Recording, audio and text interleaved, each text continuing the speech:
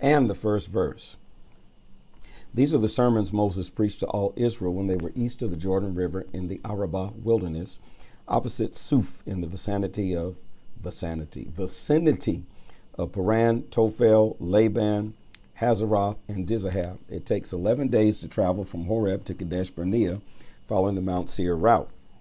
It was on the first day of the 11th month of the 40th year when Moses addressed the people of Israel, telling them everything God had commanded him concerning them. This came after he had defeated Sihon, king of the Amorites, who ruled from Heshbon, and Og, king of Bashan, who ruled from Ashtaroth in Edrei. It was east of the Jordan in the land of Moab that Moses set out to explain this revelation. Moses preaches to Israel on the plains of Moab. He said, "Back at Horeb, God, our God, spoke to us. You've stayed long enough at this mountain. On your way now. Get moving. Head for the Amorite hills, wherever people are living in the Arabah, the mountains, the foothills, the Negev, the seashore, the Canaanite country, and Lebanon, all the way to the big river, the Euphrates. Look, I've given you this land. Now go in and take it. It's the land God promised to give your ancestors, Abraham, Isaac, and Jacob, and their children after them. At that time I told you, I can't do this, can't carry you all by myself. God, your God, has multiplied your numbers. Why, look at you. You rival the stars in the sky, and may God, the God of your fathers, keep it up and multiply you another 1,000 times. Bless you just as he promised. But how can I carry all by myself your troubles and burdens and quarrels? So select some wise, understanding, and seasoned men from your tribes, and I will commission them as your leaders." You answered me, "Good, a good solution." So I went ahead and took the top men of your tribes, wise and seasoned, and made them your leaders of thousands, of hundreds, of fifties, and of tens, officials adequate for each of your tribes.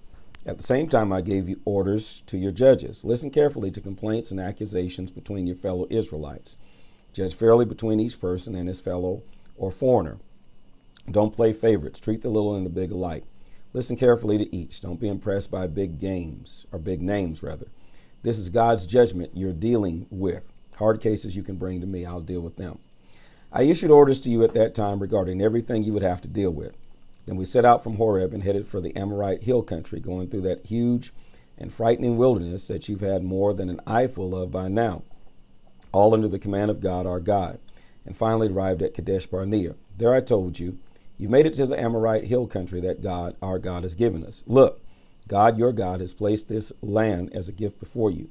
Go ahead and take it now. God, the God of your fathers, promised it to you. Don't be afraid. Don't lose heart. But then you all came to me and said, let's send some men on ahead to scout out the land for us and bring back a report on the best route to take and the kinds of towns we can expect to find. That seemed like a good idea to me, so I picked 12 men, one from each tribe. They set out, climbing through the hills. They came to the Eshcol Valley and looked it over. They took samples of the produce of the land and brought them back to us, saying it is a good land that God, our God, has given us. But then you weren't willing to go up. You rebelled against God. Your God's plain word. You rebelled against God, your God's plain word. You complained in your tents. God hates us. He hauled us out to Egypt in order to dump us among the Amorites. A death sentence for sure. How can we go up? We're trapped in a dead end. Our brothers took all the wind out of our sails, telling us the people are bigger and stronger than we are. Their cities are huge. Their defenses massive. We even saw Anakite giants there. I tried to relieve your fears. Now see, no yawning came on me till I started reading. I rebuked that in Jesus' name. I tried to relieve your fears. See, there it stopped. Don't be terrified of them. God, your God, is leading the way. He's fighting for you. You saw with your own eyes what he did for you in Egypt. You saw what he did in the wilderness. How God, your God, carried you as a father carries his child, carried you the whole way until you arrived here. But now that you're here, you won't trust God, your God, this same God who goes ahead of you in your travels to scout out a place to pitch camp, a fire by night and a cloud by day to show you the way to go.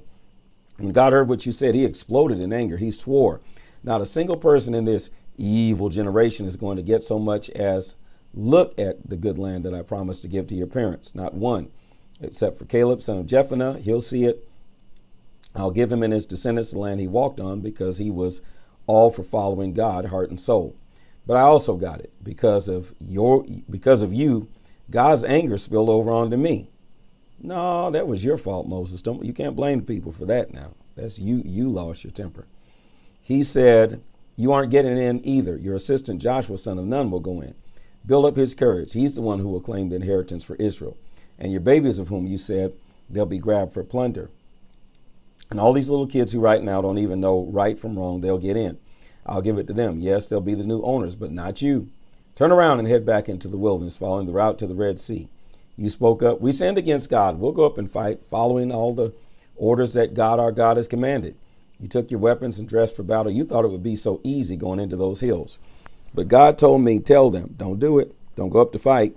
I'm not with you in this. Your enemies will waste you. I told you, but you wouldn't listen. You rebelled at the plain word of God. You threw out your chest and strutted into the hills, and those Amorites who had lived in those hills all their lives swarmed all over you like a hive of bees, chasing you from Seir all the way to Hormah, a stinging defeat. You came back and wept in the presence of God, but he didn't pay a bit of attention to you.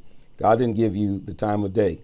You stayed there in Kadesh a long time, about as long as you had stayed there earlier. Deuteronomy 2. Then we turned around and went back into the wilderness, following the route to the Red Sea as God had instructed me. We worked our way in and around the hills of Seir for a long, long time. Then God said, you've been going around in circles in these hills long enough. Go north, command the people. You are about to cut through the land belonging to your relatives, the people of Esau who settled in Seir. They're terrified of you, but restrain yourselves. Don't try and start a fight. I'm not giving you so much as a square inch of their land. I've already given all the hill country of Seir to Esau. He owns it all. Pay them up front for any food or water you get from them. God, your God, has blessed you in everything you have done. He has guarded you in your travels through the immense wilderness for 40 years now. God, your God, has been right here with you. You haven't lacked one thing.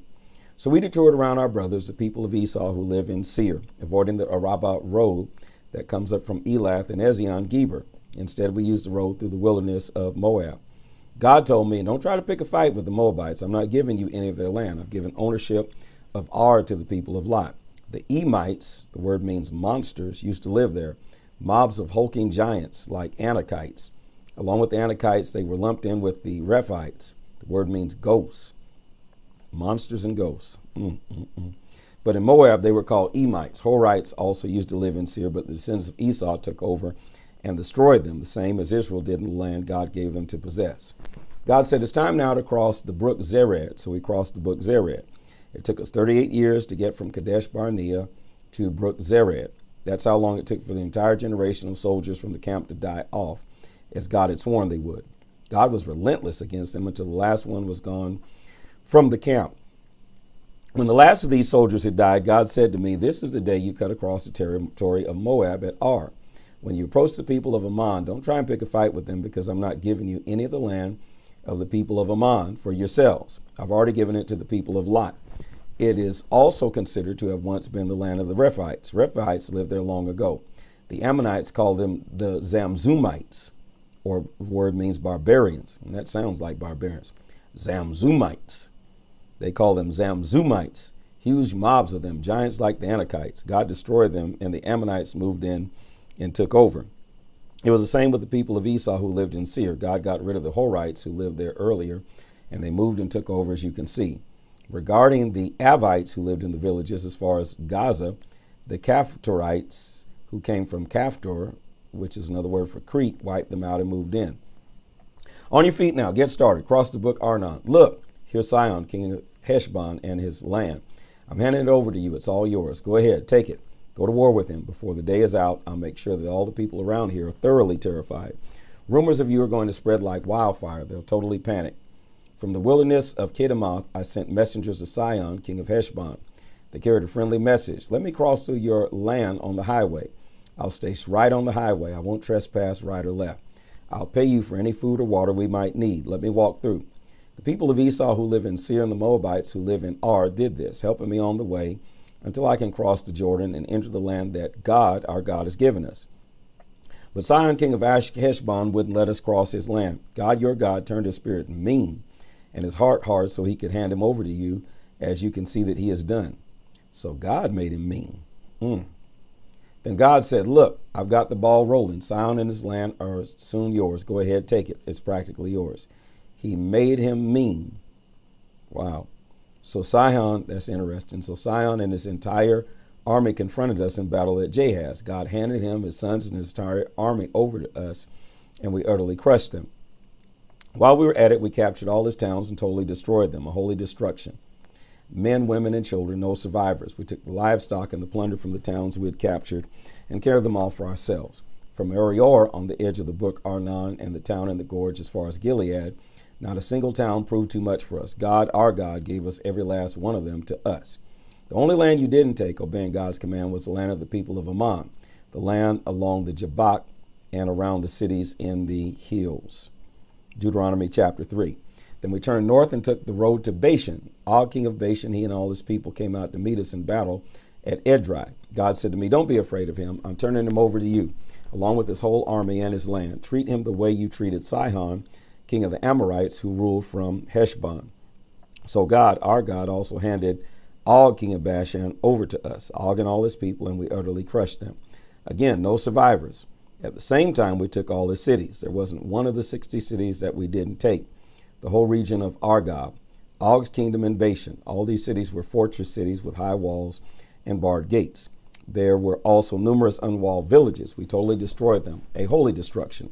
It was the same treatment we gave to Sihon, king of Heshbon, a holy destruction of every city, man, woman, and child, but all the livestock and plunder from the cities we took for ourselves. Throughout that time, we took the land from under the control of the two kings of the Amorites who ruled the country east of Jordan, all the way from the brook Arnon to Mount Hermon. Sirion is the name given Hermon by the Sidonians. The Amorites call it Senir. We took all the towns of the plateau, everything in Gilead, everything in Bashan, as far as Salika and Edrei, the border towns of Bashan, Og's kingdom. Og, king of Bashan, was the last remaining Rephaite. His bed made of iron was over 13 feet long and 6 wide. You can still see it on display in Rabbah of the people of Ammon. Of the land that we possessed at that time, I gave the Reubenites and the Gadites the territory north of Arior, along the brook Arnon, and half the hill country of Gilead with its towns. I gave the half-tribe of Manasseh the rest of Gilead and all of Bashan, Og's kingdom, all the region of Argob, which takes in all of Bashan. This used to be known as the land of the Rephaites. Jair, a son of Manasseh, got the region of Argob to the borders of the Gershurites and the Megathites. He named the Bashan villages after himself. Havoth Jair, Jair's 10 villages, they're still called that. I gave Gilead to Machir. I gave the Reubenites and the Gadites the land from Gilead down to the brook Arnon, whose middle was the boundary, and as far as the Jabbok River, the boundary line of the people of Ammon. The west boundary was the Jordan River in the Arabah, all the way from the Kinnereth, another word for the Sea of Galilee, to the Sea of Arabah, another word for the Salt Sea or Dead Sea, at the base of the slopes of Mount Pisgah on the east. I commanded you at that time, God, your God, has given you this land to possess. Your men fit and armed for the fight, are to cross the river in advance of their brothers, the people of Israel. Only your wives, children, and livestock, I know you have much livestock, may go ahead and settle down in the towns I've already given you until God secures living space for your brothers as he has for you. And they have taken possession of the country west of the Jordan that God, your God, has given them. After that, each man may return to the land I've given you here. I commanded Joshua at that time, you've seen with your own 2 eyes everything God, your God, has done to these 2 kings. God is going to do the same thing to all the kingdoms over there across the river where you're headed. Don't be afraid of them. God, your God, he's fighting for you. At that same time, I begged God, God, my master, you let me in on the beginnings. You let me see your greatness. You let me see your might. What God in heaven or earth can do anything like what you've done. Please let me in also on the endings. Let me cross the river and see the good land over the Jordan, the lush hills, the Lebanon mountains. But God was still angry with me because of you. He wouldn't listen. He said, enough of that. Not another word from you on this. Climb to the top of Pisgah and look around. Look west, north, south, east. Take in the land with your own eyes. Take a good look because you're not going to cross this Jordan. Then command Joshua, give him courage, give him strength. Single-handed, he will lead this people across the river. Single-handed, he'll cause them to inherit the land at which you can only look. That's why we've stayed in this valley near Beth Peor. The book of Deuteronomy chapter 4. Now listen, Israel, listen carefully to the rules and regulations that I'm teaching you to follow so that you may live and enter and take possession of the land that God, the God of your fathers, has given to you. Don't add a word to what I command you and don't remove a word from it. Keep the commands of God, your God, that I'm commanding you. You saw with your own eyes what God did at Baal Peor, how God destroyed from among you every man who joined in the Baal Peor orgies. But you, the ones who held tight to God, your God, are alive and well, every one of you today. Pay attention.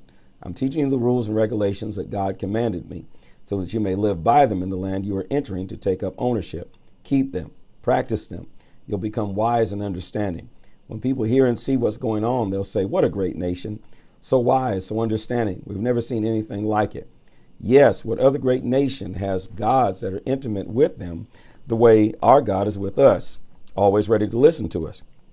And what other great nation has rules and regulations as good and fair as this revelation that I'm setting before you today? Just make sure you stay alert, keep close watch over yourselves. Don't forget anything of what you've seen. Don't let your heart wander off. Stay vigilant as long as you live. Teach what you've seen and heard to your children and grandchildren. That day when you stood before God, your God at Horeb, God said to me, assemble the people in my presence to listen to my words so that they will learn to fear me in holy fear as long as they live on the land, and they will teach these same words to their children. You gathered, you stood in the shadow of the mountain. The mountain was ablaze with fire, blazing high into the very heart of heaven. You stood in deep darkness and thick clouds. God spoke to you out of the fire. You heard the sound of words, but you saw nothing. No form, only a voice. He announced his covenant, the 10 words by which he commanded you to live. Then he wrote them down on 2 slabs of stone. And God commanded me at that time to teach you the rules and regulations that you are to live by in the land which you are crossing over the Jordan to possess. You saw no form on the day God spoke to you at Horeb from out of the fire. Remember that.